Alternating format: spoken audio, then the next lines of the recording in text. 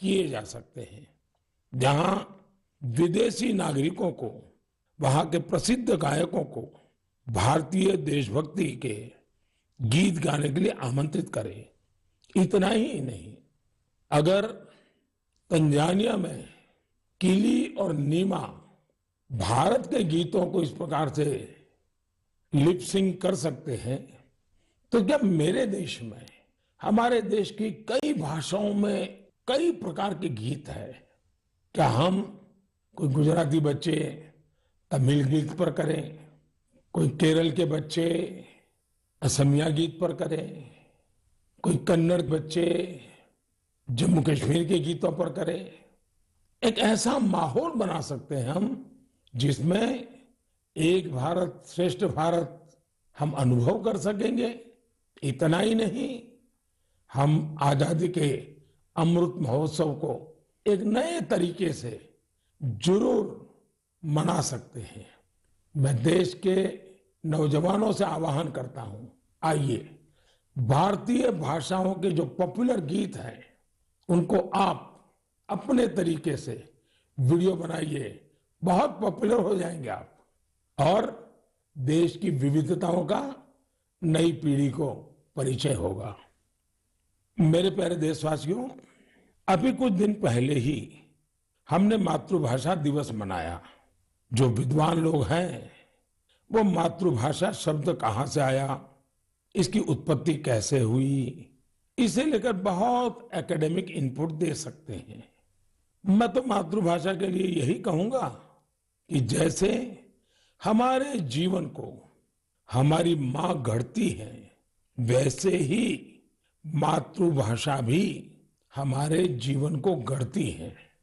मां और मातृभाषा दोनों मिलकर जीवन की फाउंडेशन को मजबूत बनाते हैं, चिरंजीव बनाते हैं। जैसे हम अपनी मां को नहीं छोड़ सकते, वैसे ही अपनी मातृभाषा को भी नहीं छोड़ सकते। मुझे बरसों पहले की एक बात याद है, जब मुझे अमेरिका जाना हुआ तो अलग अलग परिवारों में जाने का मौका मिलता था कि एक बार मेरा एक तेलुगु परिवार में जाना हुआ और मुझे एक बहुत खुशी का दृश्य वहां देखने को मिला। उन्होंने मुझे बताया कि हम लोगों ने परिवार में नियम बनाया है कि कितना ही काम क्यों न हो, लेकिन अगर हम शहर के बाहर नहीं है तो परिवार के सभी सदस्य डिनर टेबल पर बैठ के साथ में लेंगे। और दूसरा, डिनर के टेबल पे कंपलसरी हर कोई तेलुगु भाषा में ही बोलेगा। जो बच्चे वहां पैदा हुए थे उनके लिए भी ये नियम था। अपनी मातृभाषा के प्रति ये प्रेम देखकर इस परिवार से मैं बहुत प्रभावित हुआ था। साथियों, आजादी के 75 साल बाद भी कुछ लोग ऐसे मानसिक द्वंद में जी रहे हैं जिसके कारण उन्हें अपनी भाषा, अपने पहनावे, अपने खान पान को लेकर एक संकोच होता है, जबकि विश्व में कहीं और ऐसा नहीं है। हमारी मातृभाषा है, हमें उसे गर्व के साथ बोलना चाहिए। और हमारा भारत तो भाषाओं के मामले में इतना समृद्ध है कि उसकी तुलना ही नहीं हो सकती। हमारी भाषाओं की सबसे बड़ी खूबसूरती ये है कि कश्मीर से कन्याकुमारी तक, कच्छ से कोहिमा तक सैकड़ों भाषाएं, हजारों बोलियां एक दूसरे से अलग लेकिन एक दूसरे में रची बसी हुई है। भाषा अनेक, भाव एक। सदियों से हमारी भाषाएं एक दूसरे से सीखते हुए खुद को परिष्कृत करते रही है, एक दूसरे का विकास कर रही है। भारत में विश्व की सबसे पुरानी भाषा तमिल है और इस बात का हर भारतीय को गर्व होना चाहिए कि दुनिया की इतनी बड़ी विरासत हमारे पास है। उसी प्रकार से जितने पुराने धर्मशास्त्र हैं उसकी अभिव्यक्ति भी हमारी संस्कृत भाषा में है। भारत के लोग करीब 121, यानी हमें गर्व होगा, 121 प्रकार की मातृभाषाओं से जुड़े हुए हैं और इनमें 14 भाषाएं तो ऐसी हैं जो 1 करोड़ से भी ज्यादा लोग रोजमर्रा की जिंदगी में बोलते हैं।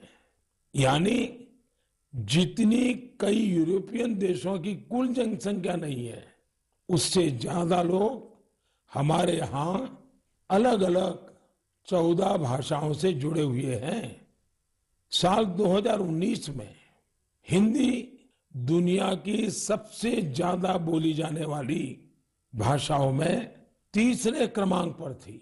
इस बात का भी हर भारतीय को गर्व होना चाहिए।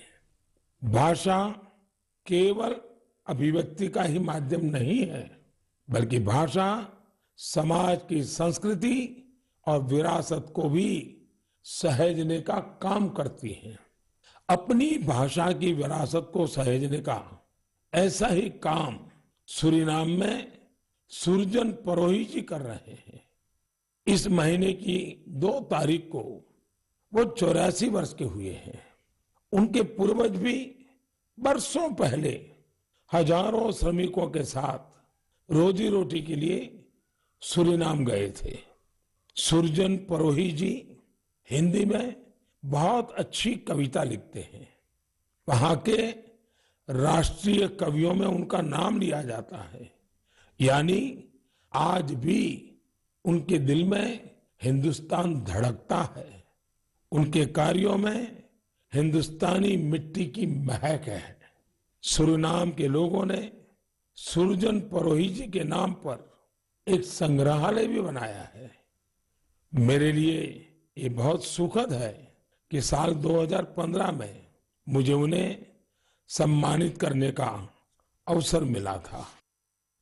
साथियों, आज के दिन यानी 27 फरवरी को मराठी भाषा गौरव दिवस भी है।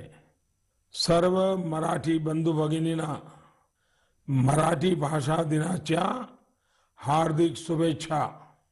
ये दिन मराठी कविराज विष्णु वामन शिरवाडकर जी, श्रीमान कुसुमाग्रज जी को समर्पित है। आज ही कुसुमाग्रज जी की जन्म जयंती भी है। कुसुमाग्रज जी ने मराठी में कविताएं लिखी, अनेकों नाटक लिखे, मराठी साहित्य को नई ऊंचाई दी। साथियों, हमारे यहाँ भाषा की अपनी खूबियां हैं। मातृभाषा का अपना विज्ञान है। इस विज्ञान को समझते हुए ही राष्ट्रीय शिक्षा नीति में स्थानीय भाषा में पढ़ाई पर जोर दिया गया है। हमारे प्रोफेशनल कोर्सेज भी स्थानीय भाषा में पढ़ाए जाए, इसका प्रयास हो रहा है। आजादी के अमृतकाल में इस प्रयासों को हम सब ने मिलकर के बहुत गति देनी चाहिए। ये स्वाभिमान का काम है। मैं चाहूंगा आप जो भी मातृभाषा बोलते हैं उसकी खूबियों के बारे में अवश्य जाने और कुछ न कुछ लिखें। साथियों, कुछ दिनों पहले मेरी मुलाकात मेरे मित्र और केनिया के पूर्व प्रधानमंत्री राइला ओडिंगा जी से हुई थी। ये मुलाकात दिलचस्प तो थी ही, लेकिन बहुत भावुक थी। हम बहुत अच्छे मित्र रहे तो खुल करके काफी बातें भी कर लेते हैं। जब हम दोनों बातें कर रहे थे तो ओडिंगा जी ने अपनी बिटिया के बारे में बताया। उनकी बेटी रोजमेरी को ब्रेन ट्यूमर हो गया था और इस वजह से उन्हें अपनी बिटिया की सर्जरी करानी पड़ी थी। लेकिन उसका एक दुष्परिणाम यह हुआ कि रोजमेरी की आंखों की रोशनी करीब करीब चली गई, दिखाई देना ही बंद हो गया। अब आप कल्पना कर सकते हैं उस बेटी का क्या हाल हुआ होगा, और एक पिता की स्थिति का भी हम अंदाज लगा सकते हैं। उनकी भावनाओं को समझ सकते हैं। उन्होंने दुनिया भर के अस्पतालों में, कोई भी दुनिया का बड़ा देश ऐसा नहीं होगा कि जहां उन्होंने बेटी के इलाज के लिए भरपूर कोशिश न की हो। दुनिया के बड़े बड़े देश छान मारे हैं, लेकिन कोई सफलता नहीं मिली और एक प्रकार से सारी आशाएं छोड़ दी। पूरे घर में एक निराशा का वातावरण बन गया। इतने में किसी ने उनको भारत में आयुर्वेद के इलाज के लिए आने के लिए सुझाव दिया। अब वो बहुत कुछ कर चुके थे, थक भी चुके थे, फिर भी उनको लगा कि चलो भाई एक बार ट्राई करें क्या होता है। वे भारत आए, केरला के एक आयुर्वेदिक अस्पताल में अपनी बेटी का इलाज करवाना शुरू किया। काफी समय बेटी यहां रही। आयुर्वेद के इस इलाज का असर ये हुआ कि रोज मेरी की आंखों की रोशनी काफी हद तक वापस लौट आई। आप कल्पना कर सकते हैं कि जैसे एक नया जीवन मिल गया। और रोशनी तो रोजमर्रा के जीवन में आई, लेकिन पूरे परिवार में एक नई रोशनी, नई जिंदगी आ गई।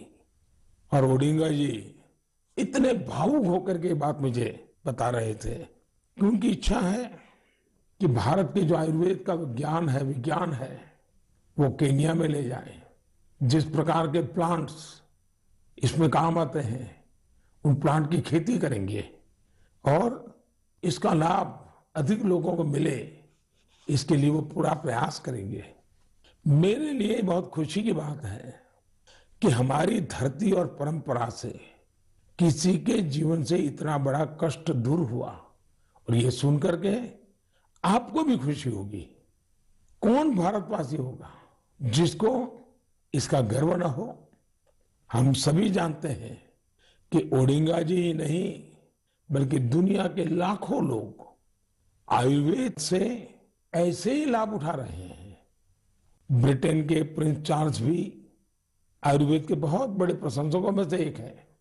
जब भी मेरी उनसे मुलाकात होती है, वो आयुर्वेद का जिक्र जरूर करते हैं। उन्हें भारत के कई आयुर्वेदिक संस्थाओं की जानकारी भी है। साथियों, पिछले 7 वर्षों में देश में आयुर्वेद के प्रचार प्रसार पर बहुत ध्यान दिया गया है। आयुष मंत्रालय के गठन से चिकित्सा और स्वास्थ्य से जुड़े हमारे पारंपरिक तरीकों को लोकप्रिय बनाने के संकल्प को और मजबूती मिली है। मुझे इस बात की बहुत खुशी है कि पिछले कुछ समय में आयुर्वेद के क्षेत्र में भी कई नए स्टार्टअप सामने आए हैं। इसी महीने की शुरुआत में आयुष स्टार्टअप चैलेंज शुरू हुआ था। इस चैलेंज का लक्ष्य इस क्षेत्र में काम करने वाले स्टार्टअप्स को आइडेंटिफाई करके उन्हें सपोर्ट करना है। इस क्षेत्र में काम कर रहे युवाओं से मेरा आग्रह है कि वे इस चैलेंज में जरूर हिस्सा लें। साथियों, एक बार जब लोग मिलकर के कुछ करने की ठान ले तो वो अद्भुत चीजें कर जाते हैं। समाज में कई ऐसे बड़े बदलाव हुए हैं जिनमें जन भागीदारी, सामूहिक प्रयास, इसकी बहुत बड़ी भूमिका रही है। मिशन जल थल नाम का ऐसा ही एक जन आंदोलन कश्मीर के श्रीनगर में चल रहा है। यह श्रीनगर की झीलों और तालाबों की साफ सफाई और उनकी पुरानी रौनक लौटाने का एक अनोखा प्रयास है। मिशन जल थल का फोकस कुशलसार और गिलसार पर है। जन भागीदारी के साथ साथ इसमें टेक्नोलॉजी की भी बहुत मदद ली जा रही है। कहां कहां अतिक्रमण हुआ है, कहां अवैध निर्माण हुआ है, इसका पता लगाने के लिए इस क्षेत्र का बाकायदा सर्वे कराया गया। इसके साथ ही प्लास्टिक वेस्ट को हटाने और कचरे की सफाई का अभियान भी चलाया गया। मिशन के दूसरे चरण में पुराने वाटर चैनल्स और झील को भरने वाले 19 झरनों को रिस्टोर करने का भी भरपूर प्रयास किया गया। इस रिस्टोरेशन प्रोजेक्ट के महत्व के बारे में अधिक से अधिक जागरूकता फैले, इसके लिए स्थानीय लोगों और युवाओं को वाटर एम्बेसडर्स भी बनाया गया। अब यहाँ के स्थानीय लोग गिलसार लेक में प्रवासी पक्षियों और मछलियों की संख्या बढ़ती रहे, इसके लिए भी प्रयास कर रहे हैं और उसको देखकर खुश भी होते हैं। मैं इस शानदार प्रयास के लिए श्रीनगर के लोगों को बहुत बहुत बधाई देता हूं। साथियों, 8 साल पहले देश ने जो स्वच्छ भारत मिशन शुरू किया, समय के साथ उसका विस्तार भी बढ़ता गया, नए नए इनोवेशन भी जुड़ते गए। भारत में आप कहीं पर भी जाएंगे तो पाएंगे कि हर तरफ स्वच्छता के लिए कोई न कोई प्रयास जरूर हो रहा है। असम के कोकराझार में ऐसे ही एक प्रयास के बारे में मुझे पता चला है। यहाँ मॉर्निंग वॉकर्स के एक समूह ने स्वच्छ और हरित कोकराझार मिशन के तहत बहुत प्रशंसनीय पहल की है। इन सब ने नए फ्लाईओवर क्षेत्र में 3 किलोमीटर लंबी सड़क की सफाई कर स्वच्छता का प्रेरक संदेश दिया। इसी प्रकार विशाखापट्टनम में स्वच्छ भारत अभियान के तहत पॉलीथीन के बजाय कपड़े के थैलों को बढ़ावा दिया जा रहा है। यहाँ के लोग पर्यावरण को स्वच्छ रखने के लिए सिंगल यूज प्लास्टिक उत्पादों के खिलाफ अभियान भी चला रहे हैं। इसके साथ ही साथ ये लोग घर पर ही कचरे को अलग करने के लिए जागरूकता भी फैला रहे हैं। मुंबई के सोमिया कॉलेज के स्टूडेंट्स ने स्वच्छता के अपने अभियान में सुंदरता को भी शामिल कर लिया है।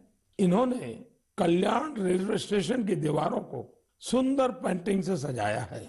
राजस्थान के सवाई माधोपुर का भी प्रेरक उदाहरण मेरी जानकारी में आया है। यहाँ के युवाओं ने रणथंभौर में मिशन बीट प्लास्टिक नाम का अभियान चला रखा है, जिसमें रणथंभौर के जंगलों से प्लास्टिक और पॉलीथीन को हटाया गया है। सबका प्रयास की यही भावना देश में जन भागीदारी को मजबूत करती है और जब जन भागीदारी हो तो बड़े से बड़े लक्ष्य अवश्य पूरे होते हैं। मेरे प्यारे देशवासियों, आज से कुछ दिन बाद ही 8 मार्च को पूरी दुनिया में इंटरनेशनल वुमेन्स डे, अंतर्राष्ट्रीय महिला दिवस मनाया जाएगा। महिलाओं के साहस, कौशल और प्रतिभा से जुड़े कितने ही उदाहरण हम मन की बात में लगातार साझा करते रहे हैं। आज चाहे स्किल इंडिया हो, सेल्फ हेल्प ग्रुप हो या छोटे बड़े उद्योग हो, महिलाओं ने हर जगह मोर्चा संभाला हुआ है।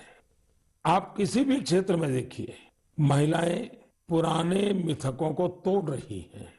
आज हमारे देश में पार्लियामेंट से लेकर पंचायत तक अलग अलग कार्य क्षेत्र में महिलाएं नई ऊंचाई प्राप्त कर रही हैं। सेना में भी बेटियां अब नई और बड़ी भूमिकाओं में जिम्मेदारी निभा रही हैं और देश की रक्षा कर रही हैं। पिछले महीने गणतंत्र दिवस पर हमने देखा कि आधुनिक फाइटर प्लेन्स को भी बेटियां उड़ा रही है। देश ने सैनिक स्कूलों में भी बेटियों के एडमिशन पर रोक हटाई और पूरे देश में बेटियां सैनिक स्कूलों में दाखिला ले रही हैं। इसी तरह अपने स्टार्टअप जगत को देखें। पिछले सालों में देश में हजारों नए स्टार्टअप शुरू हुए। इनमें से करीब आधे स्टार्टअप्स में महिलाएं निदेशक की भूमिका में है। पिछले कुछ समय में महिलाओं के लिए मातृत्व अवकाश बढ़ाने जैसे निर्णय लिए गए हैं। बेटे और बेटियों को समान अधिकार देते हुए विवाह की उम्र समान करने के लिए देश प्रयास कर रहा है। इससे हर क्षेत्र में महिलाओं की भागीदारी बढ़ रही है। आप एक और बड़ा बदलाव भी होते देख रहे होंगे। ये बदलाव है हमारे सामाजिक अभियानों की सफलता। बेटी बचाओ बेटी पढ़ाओ की सफलता को ही लीजिए। आज देश में लिंग अनुपात सुधरा है। स्कूल जाने वाली बेटियों की संख्या में भी सुधार हुआ है। इसमें हमारी भी जिम्मेदारी है कि हमारी बेटियां बीच में स्कूल न छोड़ दें। इसी तरह स्वच्छ भारत अभियान के तहत देश में महिलाओं को खुले में शौच से मुक्ति मिली है। ट्रिपल तलाक जैसी सामाजिक बुराई का अंत भी हो रहा है। जब से ट्रिपल तलाक के खिलाफ कानून आया है, देश में 3 तलाक के मामलों में 80% की कमी आई है। ये इतने सारे बदलाव इतने कम समय में कैसे हो रहे हैं, ये परिवर्तन इसलिए आ रहा है क्योंकि हमारे देश में परिवर्तन और प्रगतिशील प्रयासों का नेतृत्व अब खुद महिलाएं कर रही हैं। मेरे प्यारे देशवासियों, कल 28 फरवरी को नेशनल साइंस डे है।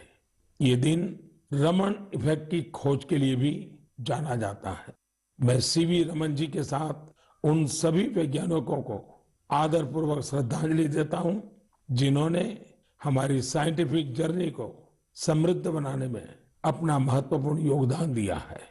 साथियों, हमारे जीवन में सुगमता और सरलता में टेक्नोलॉजी ने काफी जगह बना ली है। कौन सी टेक्नोलॉजी अच्छी है, किस टेक्नोलॉजी का बेहतर इस्तेमाल क्या है, इन सभी विषयों से हम भली भांति परिचित होते ही हैं। लेकिन ये भी सही है कि अपने परिवार के बच्चों को उस टेक्नोलॉजी का आधार क्या है, उसके पीछे की साइंस क्या है, इस तरफ हमारा ध्यान जाता ही नहीं है। इस साइंस डे पर मेरा सभी परिवारों से आग्रह है कि वो अपने बच्चों में साइंटिफिक टेम्परामेंट विकसित करने के लिए जरूर छोटे छोटे प्रयासों से शुरू कर सकते हैं। अब जैसे दिखता नहीं है, चश्मा लगाने के बाद साफ दिखने लगता है, तो बच्चों को आसानी से समझाया सकता है कि इसके पीछे विज्ञान क्या है। सिर्फ चश्मे देखें, आनंद करें, इतना नहीं। अभी आराम से आप एक छोटे से कागज पर उसे बता सकते हैं। अब वो मोबाइल फोन उपयोग करता है, कैलकुलेटर कैसे काम करता है, रिमोट कंट्रोल कैसे काम करता है, सेंसर क्या होते हैं, ये साइंटिफिक बातें इसके साथ साथ घर में चर्चा में होती है क्या? हो सकती है। बड़े आराम से इन चीजों को घर की रोजमर्रा की जिंदगी के पीछे क्या साइंस की वो कौन सी बात है जो ये कर रही है, इसको समझा सकते हैं। उसी प्रकार से क्या कभी हमने बच्चों को लेकर के कभी आसमान में एक साथ देखा है क्या? रात में तारों के बारे में जरूर बातें हुई हो, विभिन्न तरह के कॉन्स्टेलेशंस दिखाई देते हैं, उनके बारे में बताएं। ऐसा करके आप बच्चों में फिजिक्स और एस्ट्रोनॉमी के प्रति नया रुझान पैदा कर सकते हैं। आजकल तो बहुत सारी ऐप्स भी हैं जिससे आप तारों और ग्रहों को लोकेट कर सकते हैं, या जो तारा आसमान में दिख रहा है उसको पहचान सकते हैं, उसके बारे में जान भी सकते हैं। मैं अपने स्टार्टअप को भी कहूंगा कि आप अपने कौशल और साइंटिफिक कैरेक्टर का इस्तेमाल राष्ट्र निर्माण से जुड़े कार्यों में भी करें। ये देश के प्रति हमारी कलेक्टिव साइंटिफिक रिस्पॉन्सिबिलिटी भी है। जैसे आजकल मैं देख रहा हूं कि हमारे स्टार्टअप वर्चुअल रियलिटी की दुनिया में बहुत अच्छा काम कर रहे हैं। वर्चुअल क्लासेस के इस दौर में ऐसे ही एक वर्चुअल लैब बच्चों को ध्यान में रखते हुए बनाई जा सकती है। हम वर्चुअल रियलिटी के द्वारा बच्चों को घर में बैठे केमिस्ट्री की लैब का अनुभव भी करा सकते हैं। अपने शिक्षकों और अभिभावकों से मेरा आग्रह है कि आप सभी विद्यार्थियों एवं बच्चों को सवाल पूछने के लिए प्रोत्साहित करें और उनके साथ मिलजुल कर सवालों का सही जवाब तलाशें। आज मैं कोरोना के खिलाफ लड़ाई में भारतीय वैज्ञानिकों की भूमिका की भी सराहना करना चाहूंगा। उनके कड़े परिश्रम की वजह से he made in India vaccine का निर्माण संभव हो पाया, जिससे पूरी दुनिया को बहुत बड़ी मदद मिली है। साइंस का मानवता के लिए यही तो उपहार है। मेरे प्यारे देशवासियों, इस बार भी हमने अनेक विषयों पर चर्चा की। आने वाले मार्च के महीने में अनेक पर्व त्योहार आ रहे हैं। शिवरात्रि है और कुछ दिन बाद आप सब होली की तैयारी में जुट जाएंगे। होली हमें एक सूत्र में पिरोने वाला त्योहार है।